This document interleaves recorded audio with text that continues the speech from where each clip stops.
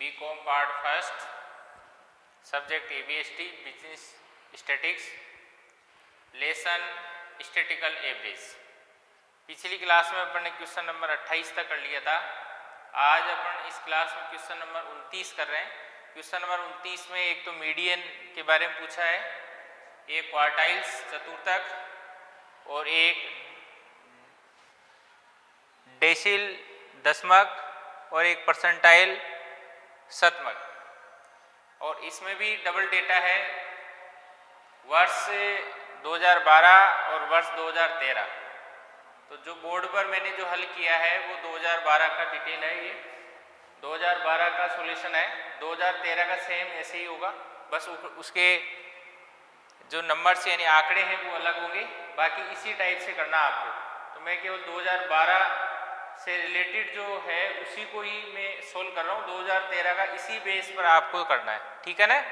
एक बार क्वेश्चन मैं आपके सामने पढ़ देता हूँ कि कैलकुलेट परिकलन कीजिए मीडियन, क्वार्टाइल्स, डेसिल 6 और परसेंटाइल 76। इस बात का ध्यान रखें कि मीडियन का मतलब 2 होता है और क्वार्टाइल्स का मतलब 4 और डेसाइल का मतलब 10 और परसेंटाइल का मतलब 100। एज इन ईयर्स बिलो 10, 10 से 14, 15 से 19, 20 से 24, 25 से 29 और 30 से 34 और 35 से 39 और फिर है 40 एंड अबव। फिर नंबर ऑफ पर्सन दिए हुए 2012 और 2013। केवल 2012 का कर रहा हूँ। 2012 का मैं बोर्ड पर बिल्कुल एक एक चीज़ को क्लियर कर रहा हूँ, और 2013 का आपको खुद को करना है। किसके बेस पे करना है? 2012 के हिसाब से, उसी हिसाब से आपको 2013 का करना है, ठीक है ना। अब इसमें समावेशी श्रेणी दी हुई है, मतलब इंक्लूसिव सीरीज दी हुई है, उसको एक्सक्लूसिव सीरीज में बदलना है, मतलब अपवर्जी सीरीज में बदलना है। एक्सक्लूसिव श्रेणी में बदलना है आपको, मतलब समावेशी श्रेणी को अपवर्जी श्रेणी में आपको बदलना है, मतलब इंक्लूसिव सीरीज को एक्सक्लूसिव सीरीज में बदलना है, समावेशी श्रेणी को अपवर्जी श्रेणी में आपको बदलना है, ठीक है। तो देखिए 2012 का डेटा मैं रख रहा हूँ इसमें 5 से 9, ठीक है, 10 से 14, 15 से 19 और 20 से 24, 25 से 29, 30 से 34, 35 से 39 और 40 से 44।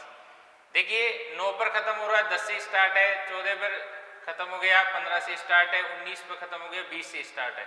तो ये समावेशी श्रेणी होती है ना। 9 पर खत्म हुआ, 9 से स्टार्ट होता तो फिर वो अपवर्जी श्रेणी हो जाती। जैसे यहाँ जैसे मान लीजिए ये समावेशी श्रेणी है, उसको अपन अपवर्जी श्रेणी में कन्वर्ट कर रहे हैं, समावेशी श्रेणी को अपवर्जी श्रेणी में अपन कन्वर्ट कर रहे हैं, ठीक है। तो किस तरह से अपन कन्वर्ट कर रहे हैं?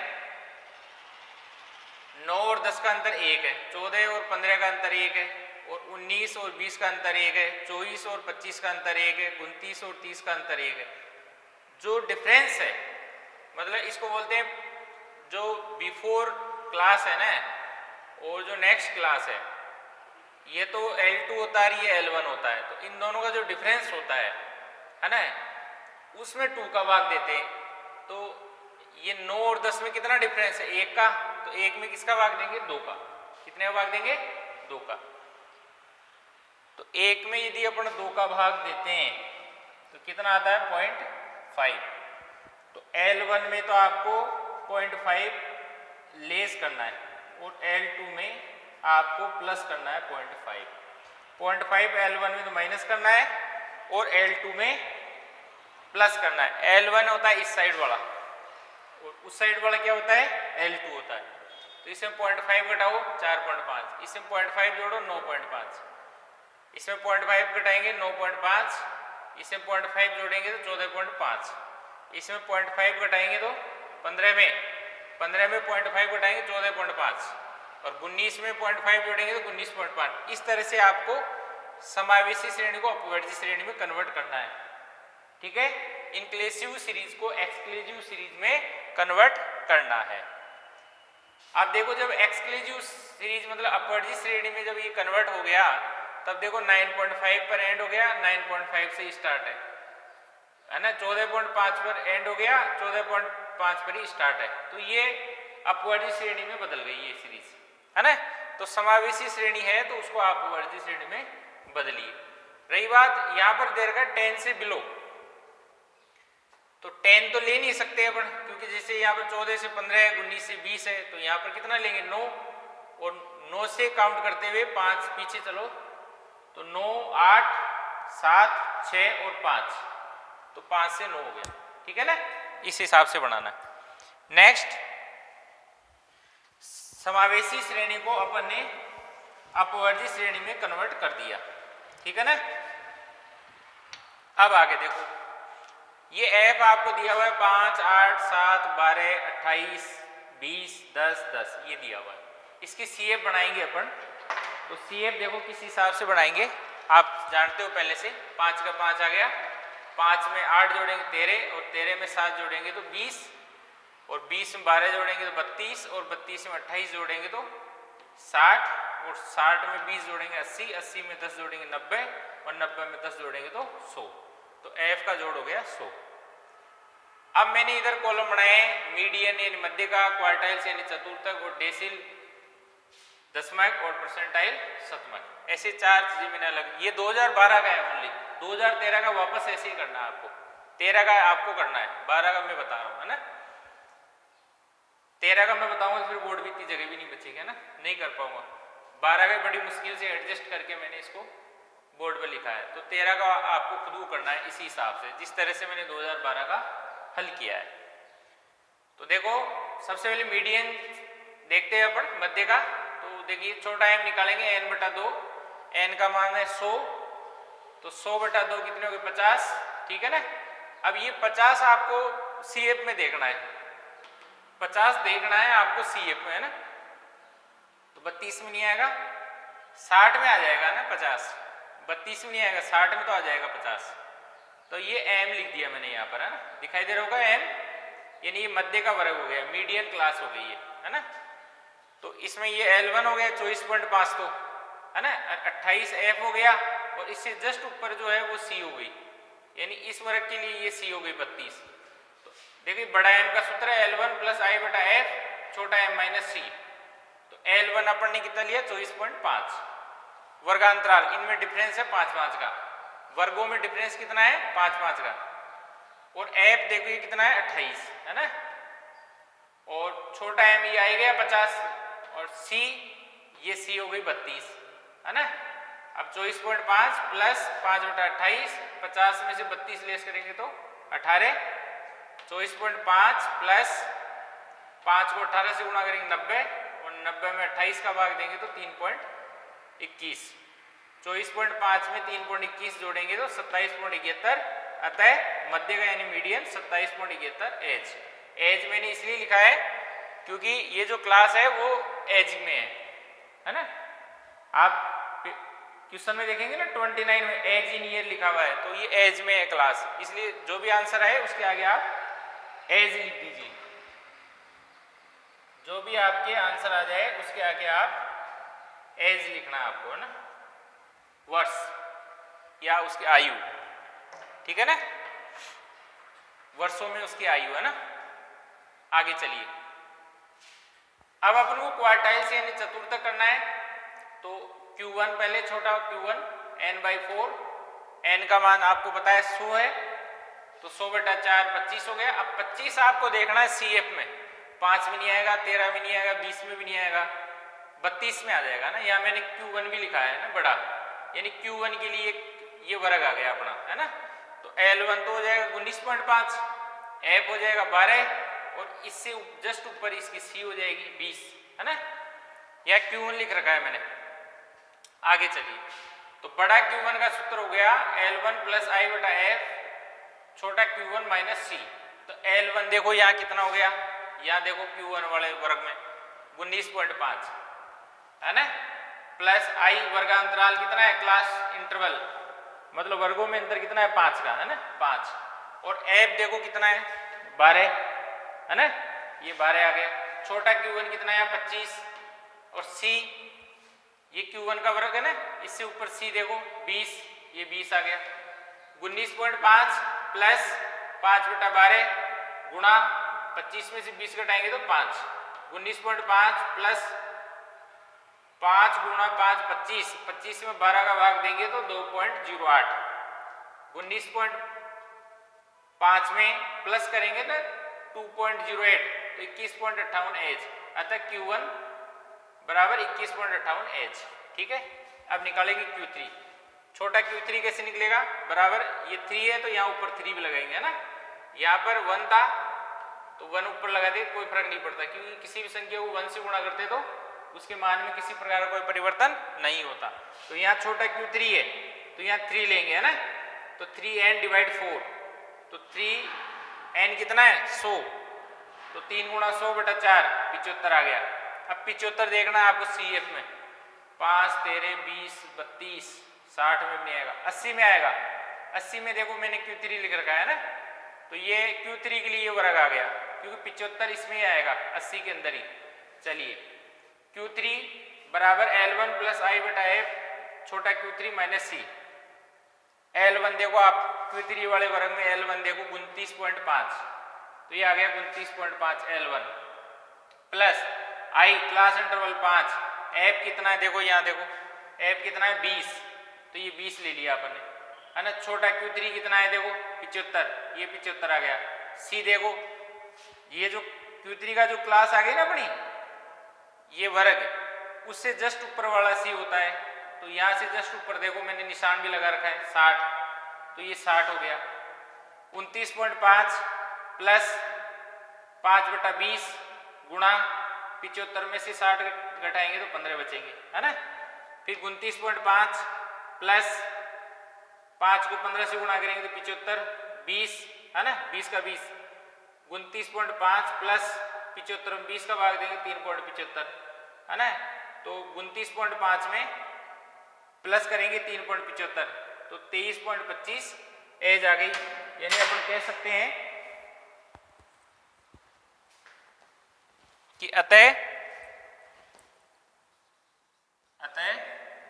Q3 बराबर 33.25 एज। ठीक है ना, ये आ गई अपन। अब आगे चलिए नेक्स्ट, अब डेसिल में चलिए 6, डेसिल 6 7 8 9 10 कुछ भी हो सकता है, लेकिन डेसिल का मतलब होता है 10, तो D6 छोटा D लिखना है ना, D बड़ा बाद में आएगा। D6 बराबर 6n 10 है ना।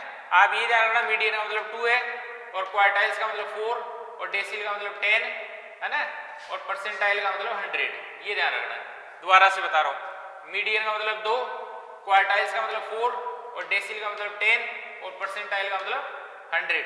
यहाँ पर जैसे मान लीजिए 82 होता तो यहाँ 82 लिख देंगे, यहाँ पर 6 है 6 लिख दिया, यहाँ 9 है तो 9 लिख देंगे, यहाँ 12 है तो 12 लिख देंगे, और कुछ भी नहीं है, बहुत आसान है। बस ये ध्यान रखना आप डेसिल का मतलब 10 और परसेंटाइल का मतलब 100 और क्वार्टाइल्स का मतलब 4 और मीडियन का मतलब 2।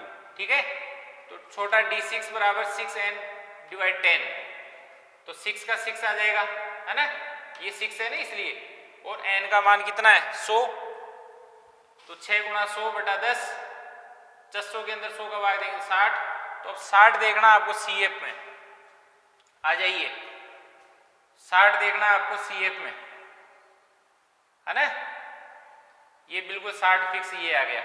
तो ये D6 के लिए, ये मीडियन यानी मध्यका के लिए भी यही था और D6 के लिए भी यही है ना, ये D6 के लिए अपनी क्लास आ गई, समझ गए ना। अब इसमें L1 और F वो देखना है अपन को ना, तो ये अपना D6 आ गया, D6 का क्लास आ गया। L1 है 24.5 और 28 F हो जाएगा, इससे जस्ट ऊपर 32 C हो जाएगी। तो देखो D6 बराबर L1 प्लस I/F छोटा D6 माइनस C, तो L1 कितना बताया था मैंने अभी, D6 का वर्ग देखो 24.5 28 F, 24.5 L1 I class interval 5 और F कितना हो गया 28 और D6 कितना है ऊपर देखो 60 और C, ये जो D6 का क्लास है ना उससे जस्ट ऊपर देखो CF में ऊपर वाला 32, ये C होता है, ये 32 आ गया। 24.5 प्लस 5/28, 60 में से 32 लेस करेंगे तो 28 है ना। 24.5 प्लस 5 को 28 से गुणा करेंगे 140/28। 24.5 प्लस 140 में 28 का भाग देंगे तो 5 आएंगे।